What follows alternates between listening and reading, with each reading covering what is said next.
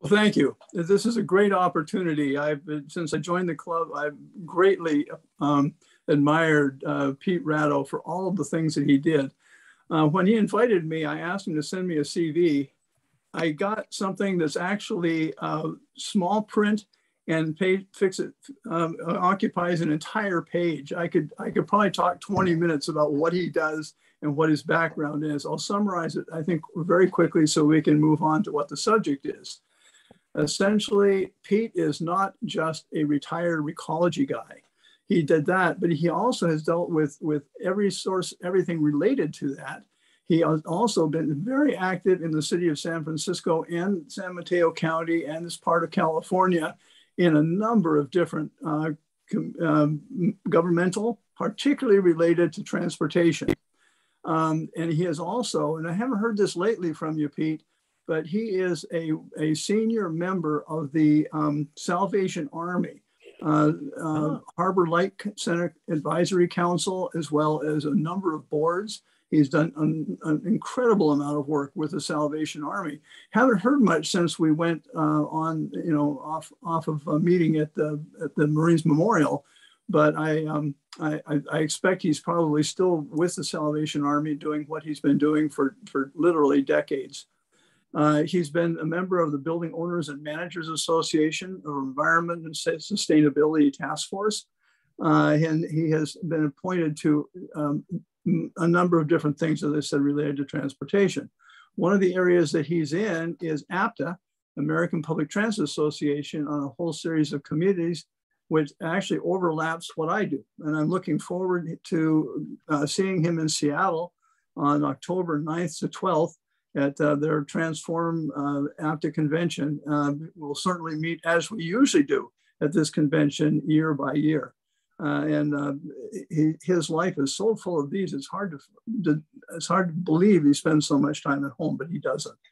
The subject today we're going to be speaking of is very interesting. It's Loma Prieta, rebuilding the Embarcadero and creating Muni's F-line after the Loma Prieta earthquake.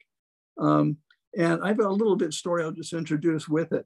On October 17th, 1989, working for Bechtel, I was in a 4-story building right between Beale Street and Fremont Street. And 50 Beale was the headquarters of Bechtel, and I was in the IT department. 5 o'clock, nobody was in the building that I know of. Everybody was watching or attending the World Series at that time. Yeah. All of a sudden, a little after 5 o'clock, 5:17 to be exact, I believe, the earthquake hit. And I was shaken practically off of my chair in that place. All of a sudden, I started seeing the wall kind of buckling, and I went down under my desk, just scared as could be. And I could hear rocks hitting the top of my desk. It seemed like 5 to 10 minutes, but in reality, it says it was only about 15 seconds. After that, it went into, and so when the earthquake stopped, it didn't actually stop. But where we were in the south of Market, it felt like I was in a boat with a rolling set of waves, just rolling back and forth for a while because of the land was all fill in that area, and it liquefied, and you could feel it. When that sort of let up a little bit, I decided I wanted to get out of there. So I couldn't go to the elevator, it wasn't working. So I opened the emergency stairway, and it was completely dark. The lighting had been apparently torn apart or something. And I'm going down in the complete dark, 4 stories to try to get out of the building.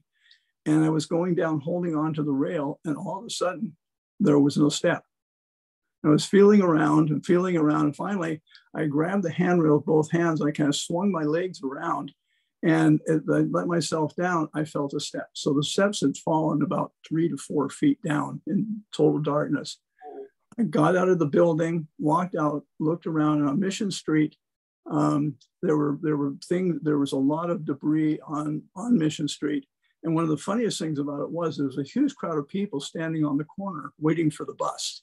It was one of the strange things after the earthquake. I decided to walk home, and I have to say that I think more people died in that earthquake from the south of Market than any other area, because a lot of the buildings, like the one I was in, were either brick or there was some kind of other material, but it was not seismic in any way. And so with that, I want to introduce Pete, who will be talking about recreating Muni's F line after this Loma Prieta earthquake and the other areas of San Francisco that changed radically after that point. It's a different San Francisco, particularly in the Embarcadero. By the way, I have a place down on 11th, and it suffered $500,000 damage from the same earthquake, and it was in the same area. So with that, Pete, go ahead.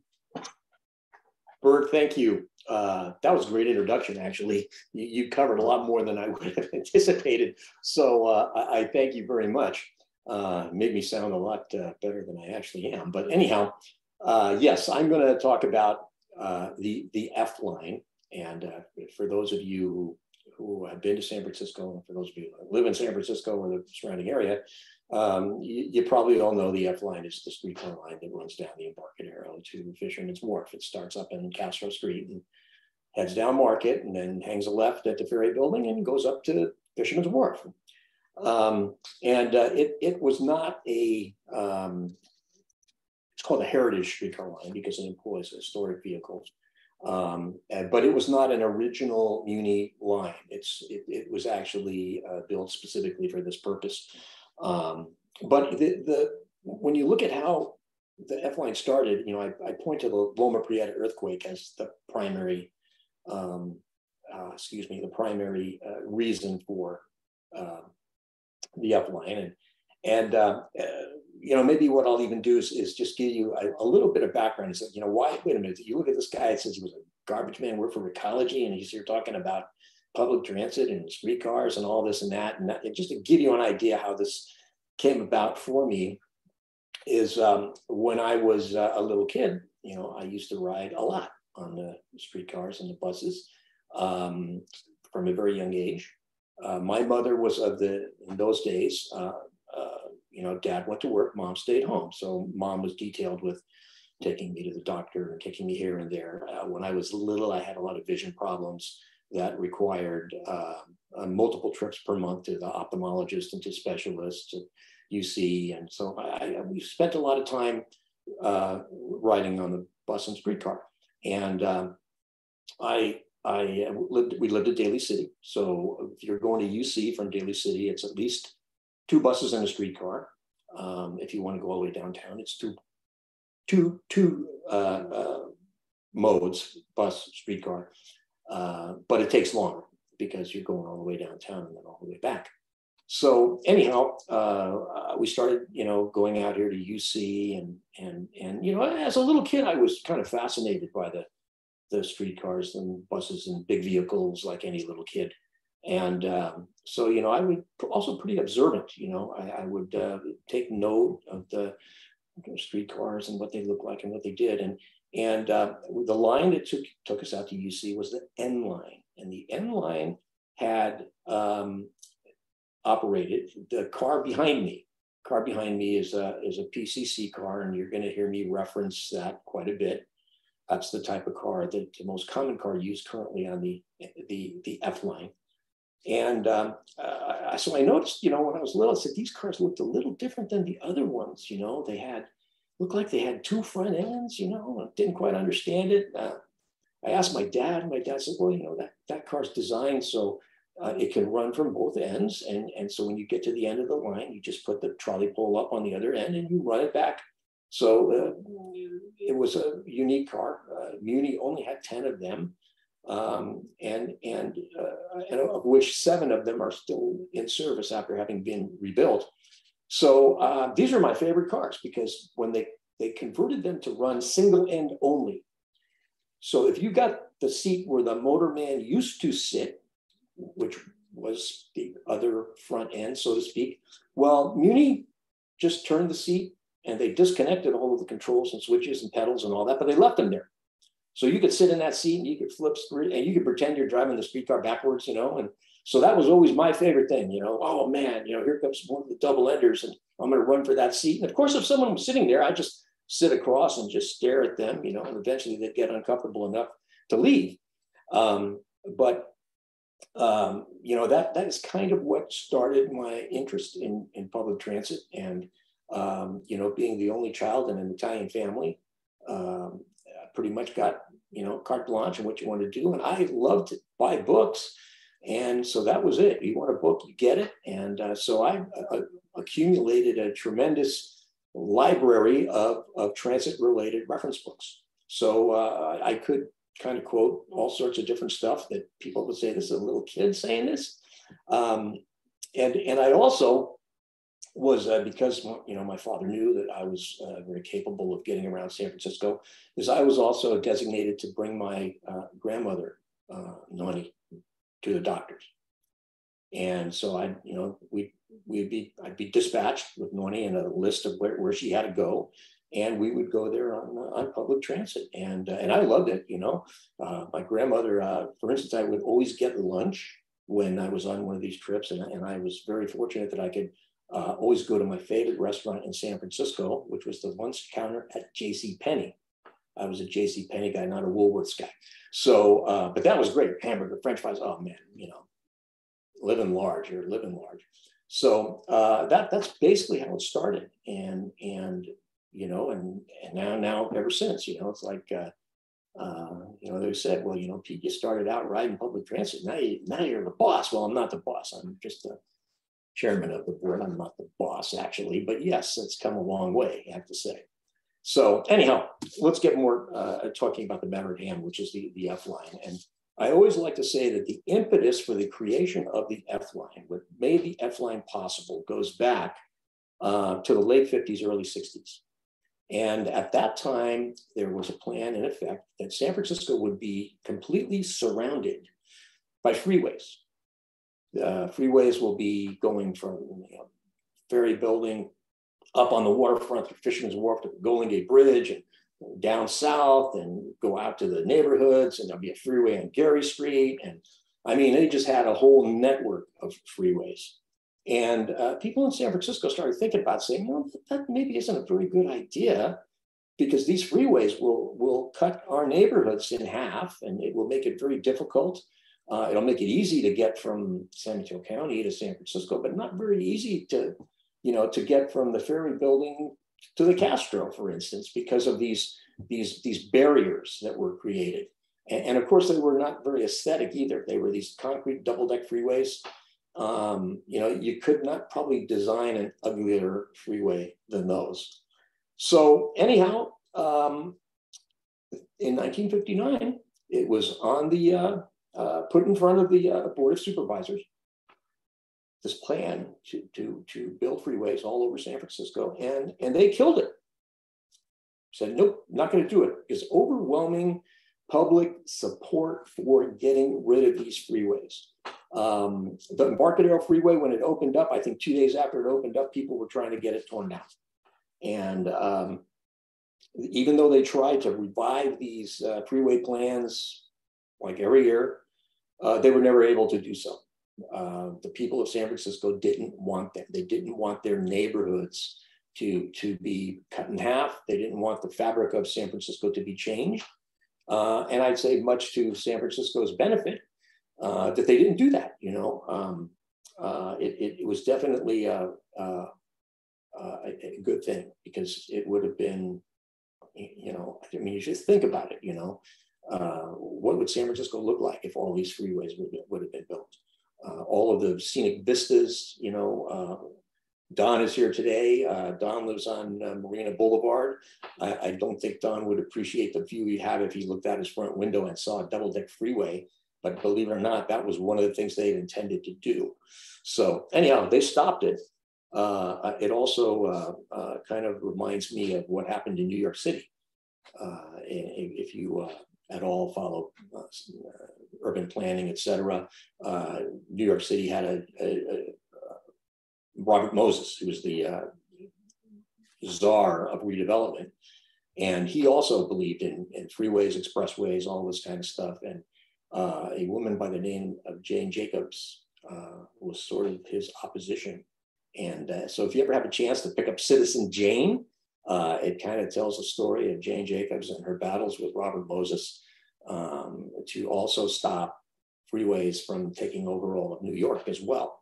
So anyhow, I'll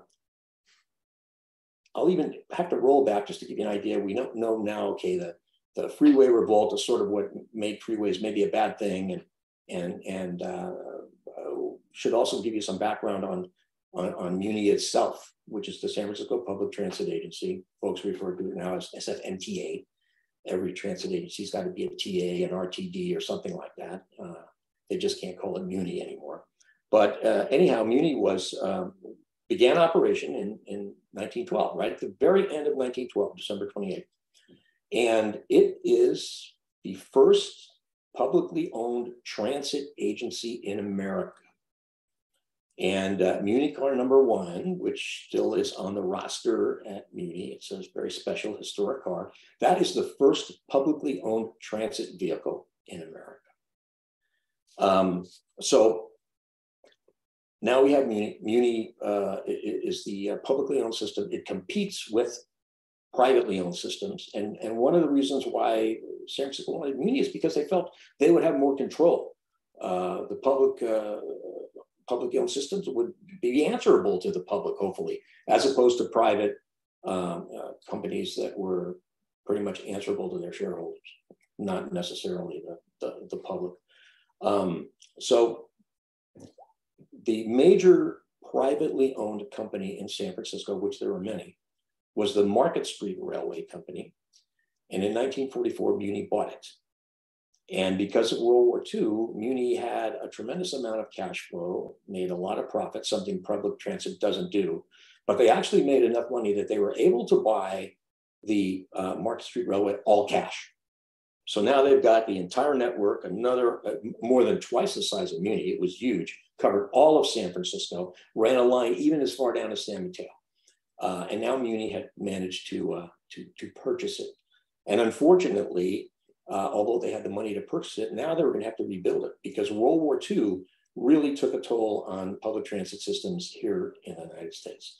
You know, remember World War II, you had gas rationing, rubber rationing, all sorts of stuff to where people could not drive their cars. So everybody was on public transit. And there was no time to refurbish anything or overhaul anything. You couldn't buy new streetcars because we were building bombers and tanks and ships. So the systems really got worn out, and a lot of investment was going to be needed in order to get them back up to snuff. So yes, MUNI was able to buy this thing for cash, and then they had virtually no money to do that. Now, because there were two competing systems, on Market Street, there were actually 4 streetcar tracks. The outer tracks were MUNI's tracks. The inner tracks belonged to Market Street Railway. And there were so many streetcars, I'll have to put up a photo of that as my background one of these weeks. But they used to call it the roar of the 4. There were so many streetcars zipping up and down Market Street that it was just this constant roar of traffic. And then eventually, of course, as the systems had to be rebuilt and you know, the traffic wasn't as large as it was because of the war, ultimately, the plan that MUNI had is they shrunk their streetcar system to only 5 lines. The 3 tunnel lines that went through the Twin Peaks Tunnel from the western portion of the city to downtown, or actually to the Castro, but the Twin Peaks Tunnel had 3 lines that went through it, K, L, and M. There was also another streetcar tunnel in the Sunset District called the Sunset Tunnel. And the N line, which is the one that I rode out to UC, ran through the Sunset Tunnel. And then there's one other streetcar line that they saved, which is the J line. And that's because the J line had to go up Church Street, and Church, which is really, really, really steep. And so they had a private right of way. They bought a lot of, I didn't say a lot of, but land in order to allow the MUNI to put up a private right of way with a lower grade than Church Street to get people up to the top of the hill. So the J also was saved. And again, that mainly because of the fact that it did have this private right of way. And the rest of the streetcar lines in San Francisco were eventually all replaced, most of them, interestingly, by electrically powered trolley coaches. And that was because Muni got its power from the city's Hetchy agency. Hetchy is mainly known for bringing us our water. Many consider it to be the best water in the country, and it is really good water. But Hetchy also generated power, because as the water came down from the Sierras, it went through a series of dams, generated power, and the power was provided to the Muni. Actually, and I don't know if it still is, but it used to be free of charge. So the deal was, hey, you're a San Francisco agency, just like Muni, you give them all the electricity they need. And that is why Muni, instead of just bringing in a whole bunch of diesel buses to replace the streetcars, actually used electrically powered vehicles. And of course, the power distribution system was there because the lines pretty much followed the same path as the streetcar line. And so you had your power distribution and you had your power from Hetchy. So everything was pretty much static. It was evolving along here. And then in the 50s, BART came about. And BART, one of their centerpieces was coming down Market Street and in a subway. So it was going to be a double-deck subway, and BART was going to be at the lower level, but they were going to build a subway for the Muni. So the Muni was going to take all of its lines and funnel them into this subway tunnel. And of course, all new cars were required because they had, like subways, they had high platforms and things like this. So the PCCs were no longer suitable for operating. And actually that the evolution of Muni's light rail system is interesting in itself, or at least interesting to me anyway. But so this was going to happen. The PCCs had to go away. There was not going to be any surface streetcars on Market Street. It was all going to be underground. And so the service in this new tunnel subway began in 1981. And by September of 82, it was 100% LRV, no more PCCs. All of the lines had been converted. And at that point, when the line was converted, all lines were converted, that was the end of 76 years of streetcar service on Market Street. And what is interesting is streetcar service on Market Street was actually, the impetus for that was the 1906 earthquake.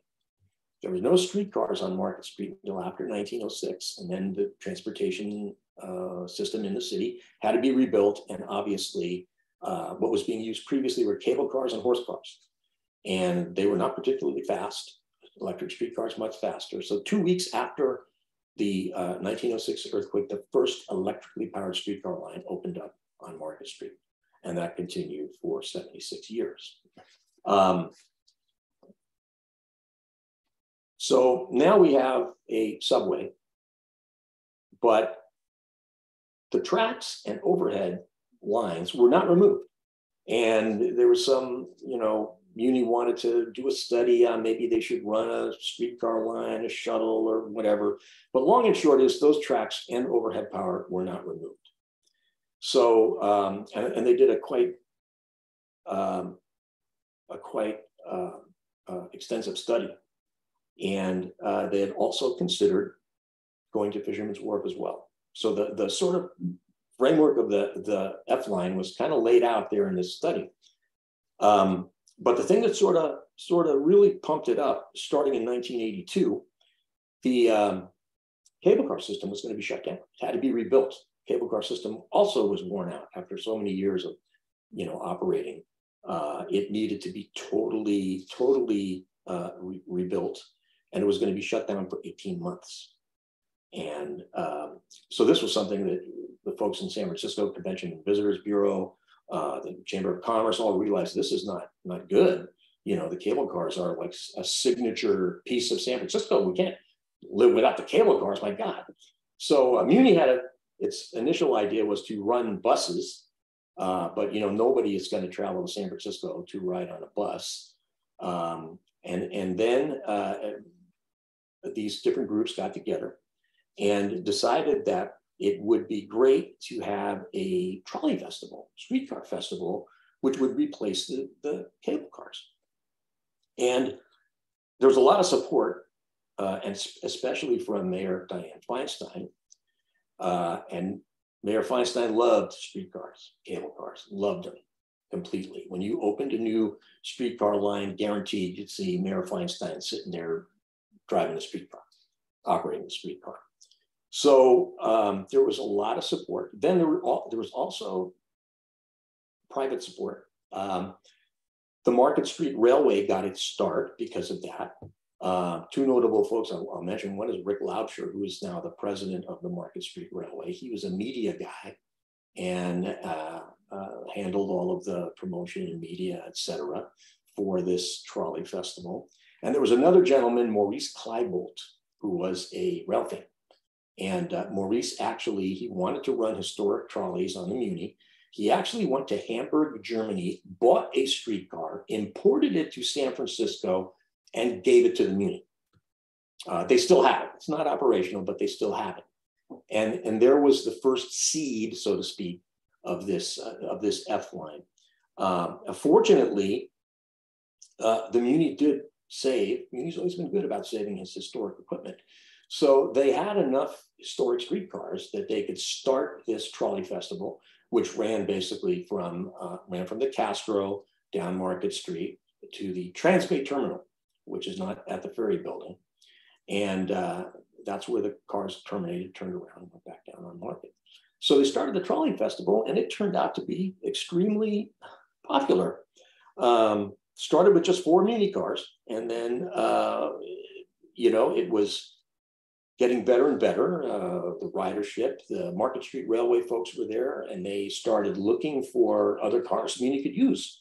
Ultimately, they built a fleet of 20 historic streetcars from a bunch of different sources, museums, and even, we had a car that came from Veracruz, Mexico. We had 2 cars from Russia. We had 2 cars from Oporto, which is in Portugal.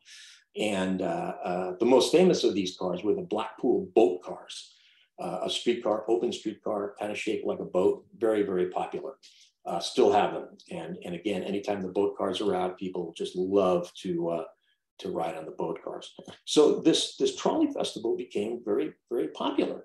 And it was, more and more, we said, maybe we should just keep running them, people seem to like it. There's a lot of ridership there, so maybe we should still do this. And then in 1989, as Bert alluded to, the Loma Prieta earthquake hit. It was a big one. It was a 6.9. 63 people were killed. Actually, when Bert talks about 350 Mission, my office was very close to a brick building, about 4 blocks away. And this building, brick building, it collapsed. And all of its bricks fell out into the street, and actually 6 people were killed there. They were buried by bricks. So, and that was just 6 out of the 63. So needless to say, this was a pretty big event here in San Francisco. But for the upline, the most critical piece of information is that the Embarcadero Freeway, this double-deck freeway, was badly damaged. So badly damaged that it could not be rebuilt. And it had to be demolished. There was a lot of opposition to demolishing it. The folks in Chinatown were very worried that now people will be able to come to Chinatown, and it would, it'll destroy our economy here. And, so they were not happy, but the freeway was badly damaged, and it was not going to be rebuilt as a freeway. And another one that was also torn down was the Central Freeway. And there was a neighborhood that the Central Freeway went through, to show you how it cuts neighborhoods. It was Hayes Valley, and Hayes Valley was kind of a, sort of a, I'm not going to say on the border of becoming Skid Row, but it was not one of your better neighborhoods. And when that freeway was brought down, Hayes Valley now is like a mecca for restaurants and boutiques. And this neighborhood changed completely simply by eliminating that freeway. So we now had, freeway was down, and this was going to give the Muni an opportunity to actually maybe make this F line permanent. And so the Embarcadero was reconfigured. Now all of the railroad tracks were gone. All of the supports to this overhead elevated freeway were gone.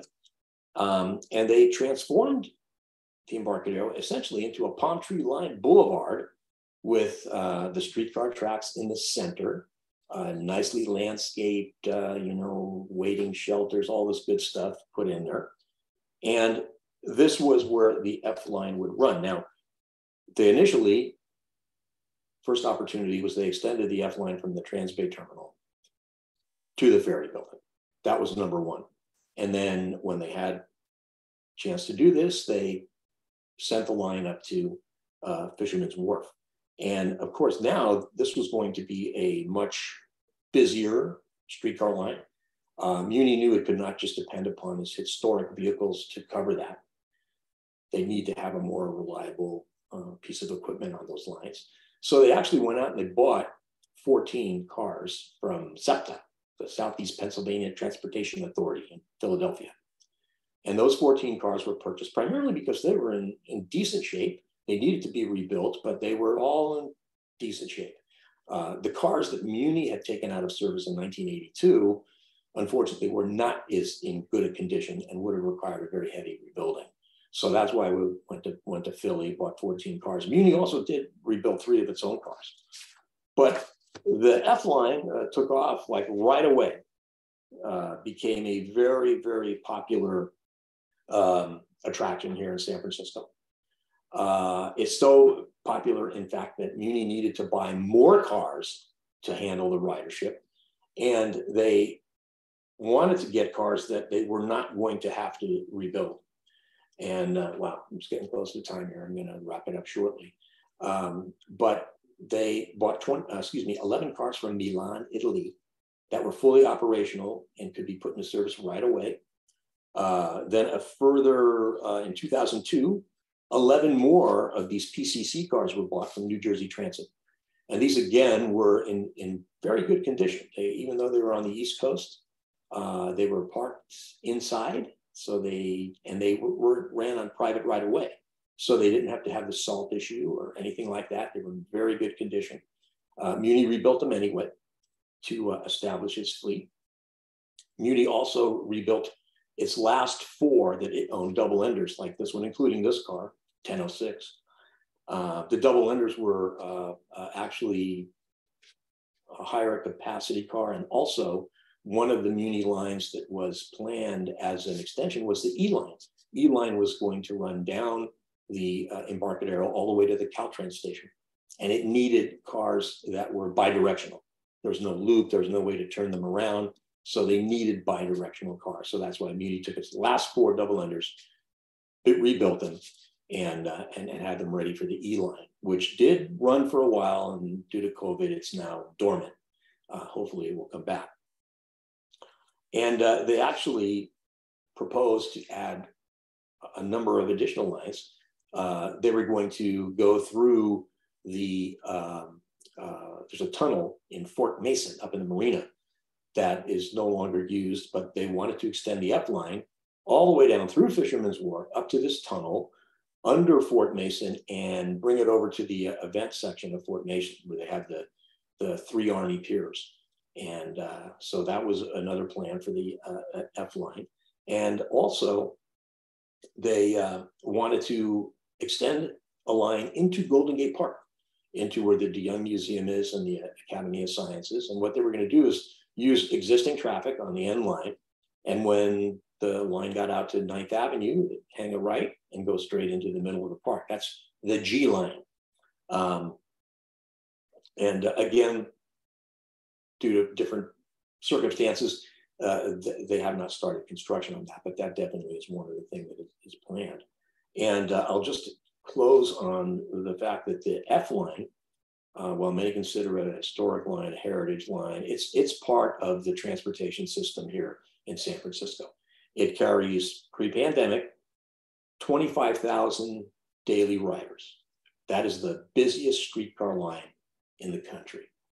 Just to give you an idea on how busy, although transit agencies are always never to point out the shortcomings of other transit agencies, I had a lot of trouble with my friends at Santa Clara County and in San Francisco County, for that matter, in the governance of Caltrain. So with all the grief these people gave me and my fellow board members, my feeling is I don't need to be too charitable with them. So I will point out that the Muni F line carries 4 times as many passengers as the Santa Clara County VTA's entire light rail system. One historic streetcar line, 6 route miles, carries 25,000 a day compared to VTA, which has 43 route miles, 3 lines, and it carries 8,500 people a day. So 8,500 on VTA, 25,000 on the F line. I always call VTA system, now that I can be less charitable to them, a vanity light rail system. They built it because, well, San Francisco has a light rail system, and San Francisco is a world-class city. So that means we have to have a light rail system. So we're a world-class city too. So it is the least utilized light rail system in the country. And unfortunately, that's also the light rail system where they had the mass shooting about a year ago. So anyhow, I could talk forever, and I'm sure you all have places to go and things to do. So I'm here. I'll answer questions. I appreciate the opportunity. Thank you, Susan Ryan, for letting me spout off about streetcars. And I certainly will stay here to entertain any questions. Pete, that was wonderful. And I am so glad that you gave us the backstory of how you were always interested in a little boy. That is amazing. So I have another question, but I'll hold it because Alan Garber and Craig Adams have their hands up first. Hey, Pete, thank you for your presentation. I remember about 10 years ago, we spent a month, we rented an apartment over near Levi Plaza. And so we would take the F line for the first time. And it was great. And the one thing that I really enjoyed about the F line was all the cars from other transit systems around the country. Mm-hmm. And I kind of wish that you had a little slideshow behind you of some of those other cars. But my question is, how did they get all those cars from Milan and New Jersey and Philadelphia here? Well, I'm going to say the Milan cars were brought over by ship. The cars from New Jersey were shipped via rail, loaded up on flat cars and brought out here. Obviously, bringing cars from New Jersey is a lot easier than bringing cars from Milan. Yeah. But the impetus for the Milan cars is even though they were old, built in 1928, they were actually quite well maintained, and they were of a design called a Peter Witt car, which is an American design. Even though those cars were built by Breda in Italy, they had a lot of features very common to American streetcars. As a result, they would be relatively easy to maintain. And the Milan cars have turned out to be a real good investment for Muni. Still have them, only 11, but still they really have performed well. The Jersey cars, for that matter, too, were rebuilt and have performed well. And yes, Alan, I should have mentioned that. I can't believe that I did not. But yes, all of the cars on the F line are painted for other transit agencies that used these PCC cars. Right. Yeah. They're all in historic colors. A lot of people say, "Oh, I'm so glad you have my car from Toronto." No, that's not a car from Toronto. It's a car from Jersey that we painted to look like a car from Toronto. But yes. Oh, okay. Right. Yeah, so they look like they're from all these different cities, and they're really either from Philly or Philly or New Jersey or San Francisco. Oh, okay. So they took those cars and painted them to look like streetcars from other transit agencies. Yes. Oh, cool. Okay. Tributes. I didn't know that. Yes. Yeah.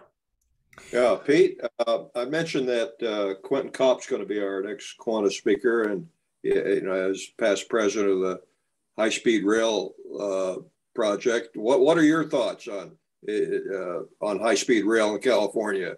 You think it's going to happen, and how do you feel about it?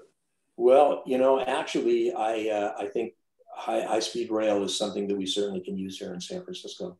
especially when you realize all of the greenhouse gas emissions from airliners. We would be much better off if we could put people on high-speed rail.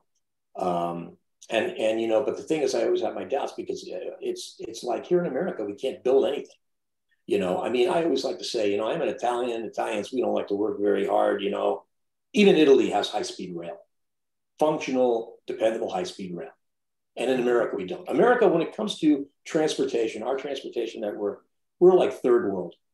I mean, don't tout how great America is in terms of transportation system, because really, you know, we got nothing to crow about compared to what they do in Europe and Asia. It's just, I wish we could even come close to matching them, but we unfortunately cannot and have not. By the way, Pete, third world countries have better transportation system than we do. Yeah, you're right. I agree. And also now, I'll try to get some people got their hands up. Craig, you got your hand up. Yes. So, Mike, I love you, but let us try and keep in the order that we're acknowledged as much as possible. We have Craig, Bert, and Hetty, but Hetty, you just jumped in, so it's Craig and Bert. No. I still And then we'll put you on the end again. Okay. All right.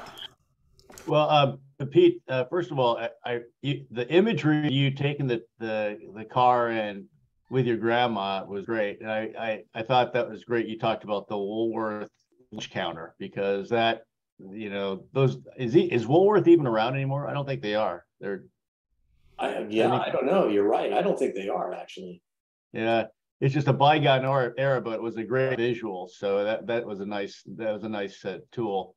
And the question I had for you is, you mentioned multiple times about the PCC cars and also just the process of rebuilding these cars.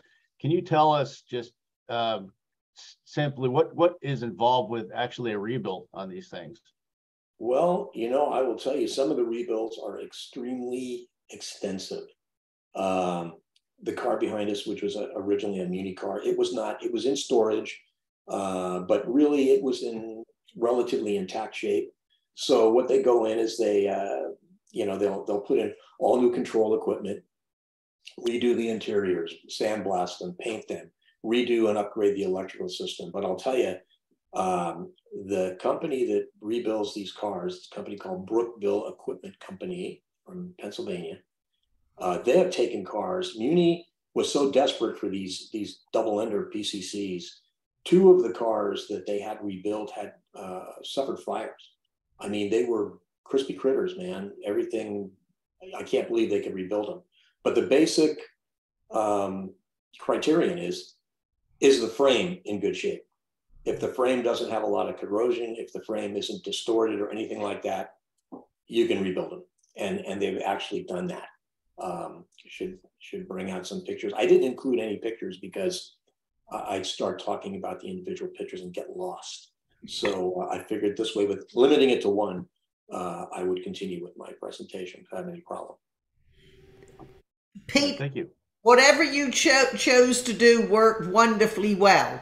So it's Bert, Hetty, and then I would like Katie to tell us about the Market Street Railway Museum. Give us a little plug on when we can go. And Susan Rowan, let's add it to your day of sightseeing tours, and we'll have a day in the city and include it. Perfect.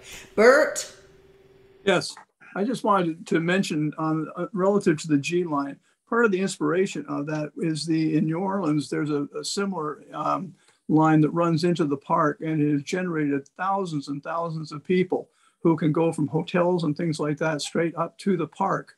And in the concourse, there's an incredible opportunity with that line to remove. We're facing this fall in 60 days where there's a Measure I, which will override the car-free JFK drive. It's a very contentional measure because this kind of a measure, the only way you can make a modification is by passing another public measure on it. I think the emphasis, and this isn't meant to be too political, but if we reject Measure I and go with Measure J, and I'm not going to get into the details, we could move to that G line. And I think we really need to have a special movement to do that. This is a great opportunity. All right. Hetty, you are next. Let me acknowledge that Betty Taish and Arlen and Janice Litvin came in too late for us to introduce them, but we're glad you're here. Hetty. Pete, great program as always. It is very interesting to be able to, or it would be very interesting to see different pictures of different streetcars that are in the fleet.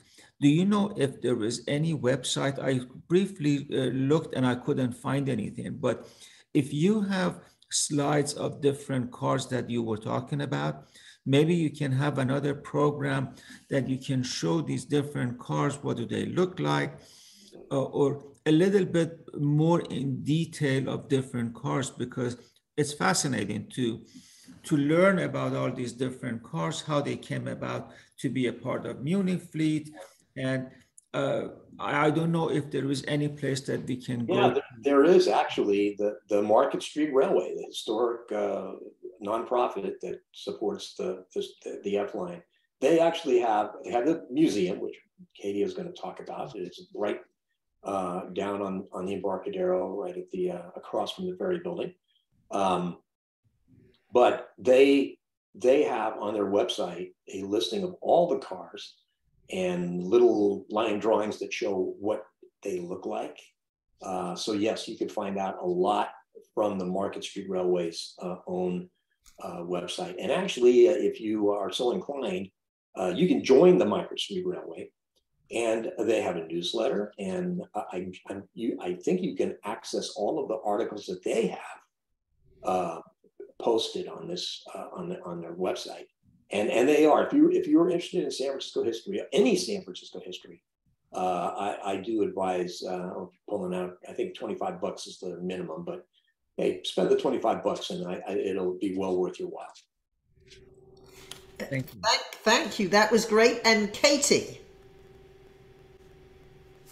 Oh, thank you very much. Yes, I had the pleasure of meeting Rick Lobsher at Bechtel, as I'm sure Bert Hill probably did. So I knew Bert, I knew Rick. I still know Rick. I am on the advisory board for the Market Street Railway, although they never asked me for any advice. But yeah, the museum is amazing. And I did put on the chat the website for the Market Street Railway. It's streetcar.org. And Pete is so right. They have a fabulous monthly magazine that comes out that Rick does. Rick is the whole thing. He's amazing if you ever have a chance to talk to him. If you are a member, you have opportunities throughout the year to ride some of the historic cars. So I've been on the boat car. I've been on some great rides. So I really encourage you to go by. It's a tiny little museum. Yeah, it's kind of nestled in there right between Stewart and the Embarcadero across from the ferry building. But they have some great old pictures. They have some great souvenirs, great gifts. And please join the Market Street Railway and support it. Yeah, I give.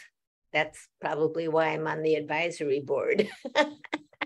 But yeah, great organization, and I'm just great story, Pete. I had never heard all of that, so I was really glued to every word. Thank you so much.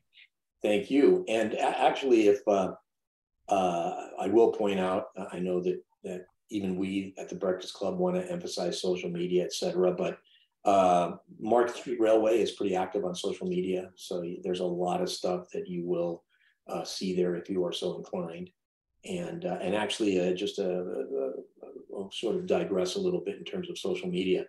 The car behind me, like I said, that was my favorite car from when I was a little kid. Those cars were referred to as Big Tens. Muni had two types of PCCs that it bought itself. These, the Big Tens, and then what they call the Baby Tens, which really weren't much smaller than the big tents. But the popular name for these cars is torpedo. So people say, oh yeah, that's a Muni torpedo car. Well, you know, the proper term is Big Ten, not torpedo. And I actually made a comment to say that, and Rick Laubscher answered me and said, hey, I don't care what you call them as long as you ride them. So yeah, don't worry about it. No one's going to throw you off the car because you called it a torpedo. So don't worry. Take a ride. Take a ride down to the museum. Good. That's great. And Thomas's iPad joined us for a while. I don't know if that's Tom Kowalski. And Pete, if I may, I don't see any other hands up at the moment. I loved your story about as a little boy you were fascinated. How come you joined Sunset Scavenger? Well, that is also my degree is in transportation management, and I had intended to work for a transportation company. But as I had graduated from college, my father was very ill. And again, as I had mentioned, I am the only child, et cetera. And I had felt, gee, I should stay here. My mom's going to need help with my dad. So I had worked for the garbage company, for Golden Gate Disposal, not Sunset Scavenger, Golden Gate Disposal, the downtown company. I worked there when I was in school, in college. And this was a good job for college kids. It was a union job. It paid very well. And so I got to say that I always had money in my pocket, and it was thanks to the garbage company. But I was working there, and now my dad was not well, and you know, I said I got to stay. So I just kept working there. And of course, my father, when he retired, my father was a shareholder, and did say, Pete, I think why don't you take over the share, and so I did. And that's how I ended up spending 44 years in the garbage company. But I guess I can't complain. I did okay. So yeah, that's what pushed me away. And as to get into public transit, I almost fell into that as well. And I had been asked, why don't you try to get on our Citizens Advisory Committee? That was for Samtrans. And so I did. And I used to give a report every month to the board of directors. And when a spot opened up on the actual board of directors, I got appointed to that spot. Well, I don't know about the rest of you, but I find people's lives totally fascinating, how their interests and lead to what happens next, and how they might have a job that doesn't seem like their boyhood dream. That was absolutely wonderful. Susan Rowan. Well, Pete, I want to thank you because I put the screws to you about doing this presentation. And I swear, you painted a word picture. I could see you with your Nona at the lunch counter riding that was something that was so old San Francisco. It was such a treasure. And to piggyback on what Patricia said, we end up where we are. It is never what was planned. And your evolution was fascinating. Also, I rode the F car because I had out of town, my Auntie Bubby great nephews came, and we rode the F car. And it is a fascinating ride through the city. So I know that many tourists take it as well.